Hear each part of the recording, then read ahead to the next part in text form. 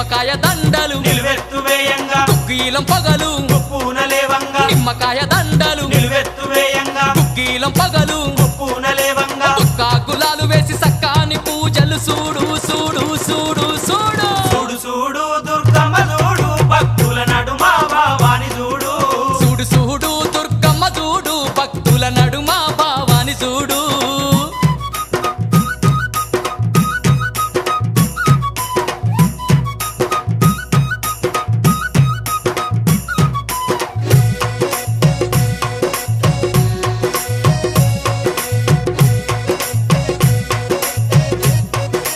అమ్మా